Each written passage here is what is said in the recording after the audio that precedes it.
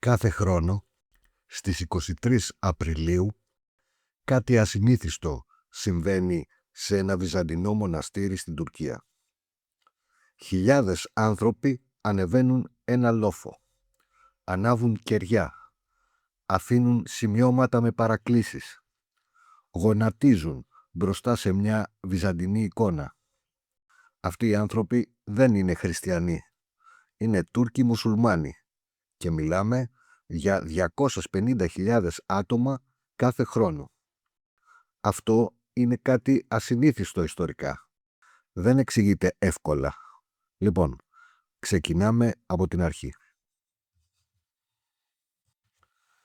Τα Πριγκιπώνισσα, 9 νησιά στο Μαρμαρά, λίγα χιλιόμετρα νοτιοανατολικά της Κωνσταντινούπολης. Η μεγαλύτερη είναι η Πρίγκιπος, Μπουγιούκαντα στα τουρκικά, μεγάλο νησί. Το όνομα Πριγκιπώνισσα δεν είναι τυχαίο. Στη Βυζαντινή εποχή αυτά τα νησιά ήταν τόπος εξορίας για μέλη της αυτοκρατορικής οικογένειας, πρίγκιπες και δεσποινίδες που έπρεπε να απομακρυνθούν από την πόλη χωρίς να εκτελεστούν. Ένας αρκετά έξυπνος βυζαντινός τρόπος να διαχειρίζεσαι πολιτικούς αντιπάλους. Στα μεσαιωνικά χρόνια τα νησιά κατοικούνταν κυρίως από μοναστικούς οικισμούς. Έλληνες μοναχοί, ησυχαστές, ιερείς.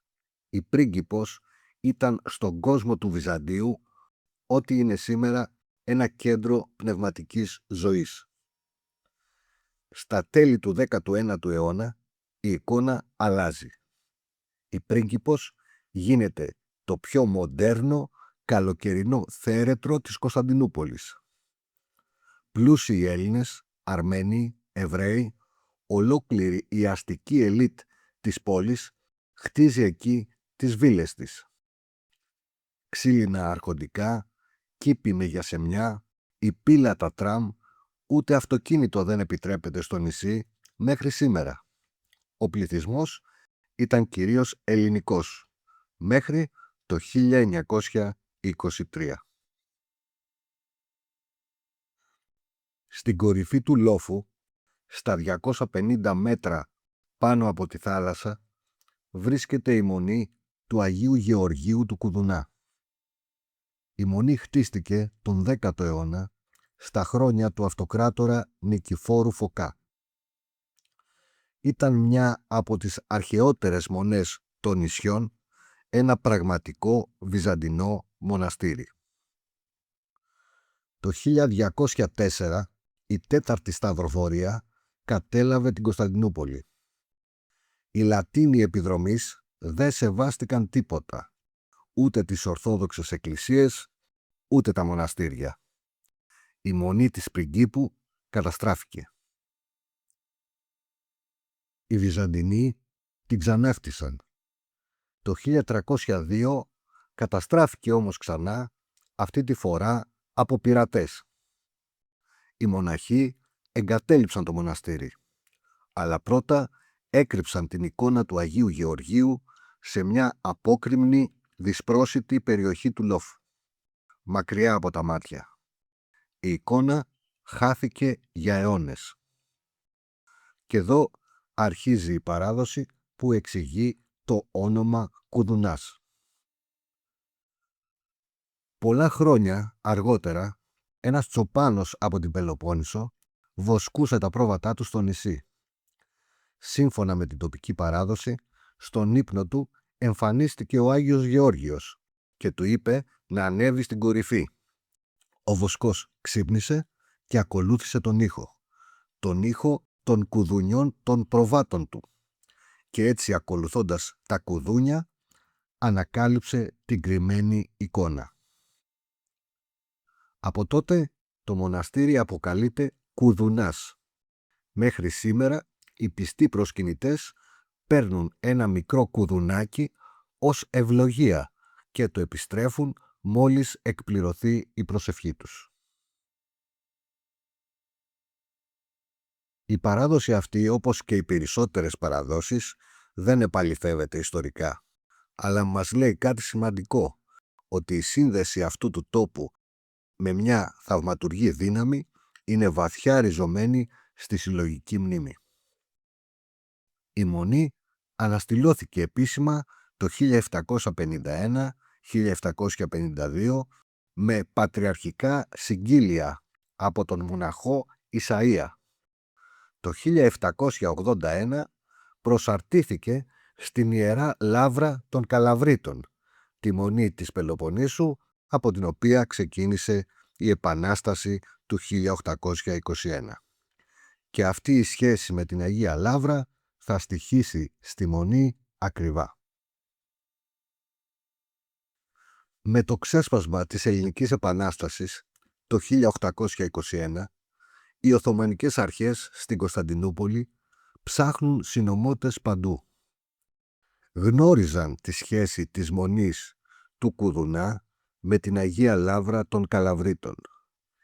Η ίδια Αγία Λαύρα που λίγες εβδομάδες νωρίτερα είχε γίνει ο τόπος ύψωσης του λαβάρου της Επανάστασης. Η σχέση αυτή για τις Οθωμανικές αρχές ήταν αρκετή. Επιτέθηκαν στο μοναστήρι, σκότωσαν τους μοναχούς, σώθηκαν μόνο 2, ξυρισμένοι, μεταμφιεσμένοι, κατάφεραν να διαφύγουν. Η Μονή παρέμεινε σε αχρησία. Η εικόνα παρέμεινε όπως και άλλοτε ο μόνος μάρτυρας της ιστορίας της. Τελικά, σταδιακά, ανοικοδομήθηκε. Το 1884 αναγέρθηκε νέο πέτρινο κτίριο. Το 1908 κτίστηκε ευρύχωρο καθολικό. Μέχρι τις αρχές του 20ου αιώνα η Μονή είχε αποκατασταθεί πλήρως. Και τότε άρχισε ένα φαινόμενο που κανείς δεν περίμενε. Πώς είναι δυνατόν 250.000 Τούρκοι μουσουλμάνοι να επισκέπτονται κάθε χρόνο μια Ελληνοορθόδοξη Μονή? Αυτό είναι κάτι ασυνήθιστο, ακόμα και για τα δεδομένα της Ανατολής. Η εξήγηση απαιτεί να κατανοήσουμε κάτι που οι ακαδημαϊκοί αποκαλούν λαϊκή θρησκευτικότητα, δηλαδή τις θρησκευτικές πρακτικές που αναπτύσσονται έξω από την επίσημη θεολογία. Στο τουρκικό λαϊκό Ισλαμισμό υπάρχει μια παράδοση που λέγεται η ευλαβής επίσκεψη σε ιερούς τόπους. Αυτή η παράδοση δεν αναγνωρίζει πάντα τα επίσημα θρησκευτικά σύνορα.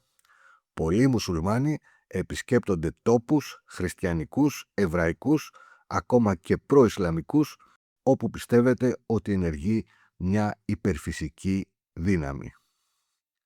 Ή μπορούμε να πιστέψουμε ακόμα ότι κρύβεται και κάτι άλλο. Η μορφή του Αγίου Γεωργίου με την πράσινη στολή του, το άλογο και το ξύφος προσελκύει το σεβασμό των μουσουλμάνων.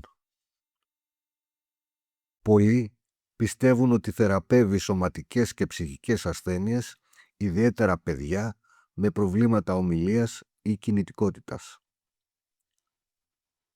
Η Μονή είναι γεμάτη από μαρτυρίες ανθρώπων, χριστιανών και μουσουλμάνων, που ισχυρίζονται πως ο Άγιος τους θεράπευσε ή τους βοήθησε να ξεπεράσουν μεγάλες δυσκολίες. Πολλοί πιστοί αφήνουν φωτογραφίες παιδιών, γράμματα, βραχιόλια ή και κλειδιά ως ευχαριστία για τις ευχές που πραγματοποιήθηκαν. Δεν είναι λίγες οι περιπτώσεις Τούρκων που βαπτίστηκαν χριστιανοί ύστερα από θαύμα που βίωσαν στην Πρίγκιπο. Ωστόσο, αυτό, όπως καταλαβαίνουμε, παραμένει ευαίσθητο θέμα και σπάνια δημοσιοποιείται επισήμως.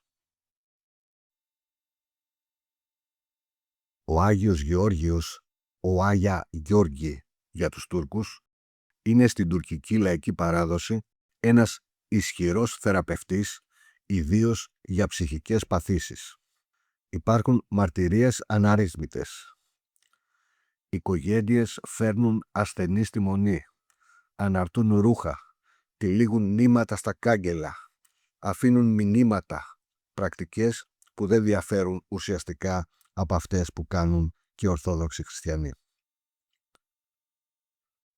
Η ακαδημαϊκή έρευνα έχει αναδείξει αυτό το φαινόμενο ως παράδειγμα του τι οι ανθρωπολόγοι αποκαλούν κοινό ιερό χώρο. Υπάρχουν τέτοιοι τόποι σε όλη τη Μέση Ανατολή, στα Βαλκάνια, στη Μικρά Ασία. Τόποι όπου αιώνες συνύπαρξης ή αντιπαλότητας δημιούργησαν μια δική τους λογική πέρα από τις επίσημες θεολογικές διαχωριστικές γραμμές. Πρέπει να επισημάνουμε το εξής. Αυτό δεν σημαίνει ότι υπήρχε ιστορικά αρμονία. Οι μουσουλμάνοι της Τουρκίας επισκέπτονται αυτό το μοναστήρι παρά τις πολιτικές εντάσεις, παρά τα Σεπτεμβριανά του 1955 που οδήγησαν στην έξοδο των Ελλήνων της Κωνσταντινούπολης από την κοιτίδα τους, παρά τη Σύμβαση Ανταλλαγής των Πληθυσμών του 1923. Το κάνουν επειδή η λαϊκή θρησκευτική μνήμη λειτουργεί σε διαφορετικό χρόνο από την πολιτική ιστορία. Η ιστορία του ελληνισμού στην Πρίγκιπο δεν τελειώνει όμορφα.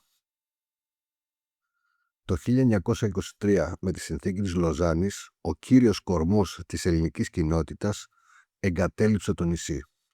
Τα αρχοντικά έμειναν άδεια. Μερικά σώθηκαν, άλλα γκρεμίστηκαν, άλλα αγοράστηκαν από τους Τούρκους. Μερικά παραμένουν μέχρι σήμερα έρημα, μια μελαγχολική μαρτυρία όσων χάθηκαν. Το 1955 τα βία απογκρόμ κατά των μη μουσουλμανικών μειονοτήτων της Κωνσταντινούπολης, τα περίφημα Σεπτεμβριανά, επιτάχυναν την τελική έξοδο. Μέχρι τις αρχές του 21ου αιώνα η ελληνική παρουσία στα νησιά είχε σχεδόν εξαφανιστεί. Σήμερα στην Πρίγκιπο ζουν μόνιμα μερικές εκατοντάδες Έλληνες, κυρίως ηλικιωμένοι. Οι περισσότερες ελληνικές εκκλησίες του νησιού δεν λειτουργούν τακτικά. Οι κυριότερες εκκλησίες στην Πρίγκιπο, εκτός του Αγίου Γεωργίου του Κουδουνά, είναι ο Ιερός Ναός Κοιμήσεως της Θεοτόκου, της Παναγίας, ο οποίος βρίσκεται κοντά στην πλατεία του Ορολογίου, στο κέντρο του νησιού. Είναι ιστορική Ορθόδοξη Εκκλησία, γνωστή για την περιφορά του επιταφείου της Πριγκίπου, ενώ αναφέρεται ως μία από τις κεντρικές ενορίες. Στην Πρίγκιπο επίσης βρίσκεται και λειτουργεί ο Ιερός Ναός του Αγίου Δημητρίου, ως μία από τις ενοριακές εκκλησίες του νησιού.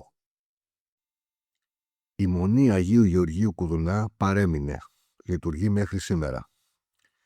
Ένας μοναχός που εναλλάσσεται τακτικά τελεί τη Θεία Λειτουργία της 23 Απριλίου, ενώπιον ενός πλήθους που στη συντριπτική πλειοψηφία του δεν μιλά ελληνικά, δεν είναι χριστιανός και δεν έχει καμιά ιστορική σύνδεση με τον ελληνισμό. Αυτό είναι κάτι που δεν συναντάς εύκολα στην ιστορία. Υπάρχουν ιστορικά κτίσματα που επιβιώνουν από τους ανθρώπους που τα δημιούργησαν. Ζουν τη δική τους ζωή, με διαφορετικούς ανθρώπους, διαφορετικές γλώσσες, διαφορετικές προσευχές. Η Μονή Αγίου Γεωργίου Κουδουνά είναι ένα τέτοιο κτίσμα. Κτίστηκε από Βυζαντινούς μοναχούς, καταστράφηκε από σταυροφόρους, ξαναχτίστηκε από τους Έλληνες, αιματοκυλίστηκε το 1821, επέζησε της εξαφάνισης του ελληνισμού της Πριγκίπου. Και σήμερα 250.000 Τούρκοι μουσουλμάνοι ανεβαίνουν κάθε χρόνο το λόφο για να προσκυνήσουν έναν Ελληνοορθόδοξο Άγιο. Η πραγματικότητα είναι η εξής. Η ιστορία είναι πιο περίπλοκη από τα αφηγήματα που κατασκευάζουμε γύρω από αυτήν.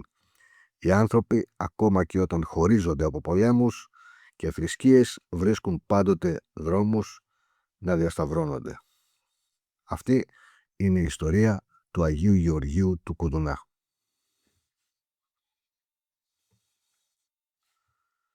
Αν θέλετε να συνεχίσετε να παρακολουθείτε την ιστορία του ελληνισμού στη Μικρά Ασία και στην Κωνσταντινούπολη, διαλέξεις ιστορικών, αρχαιακό υλικό, προφορικές μαρτυρίες, εγγραφείτε στο κανάλι μας. Το Μικρασιάτης είναι ψηφιακό αρχείο. Η μνήμη δεν χάνεται.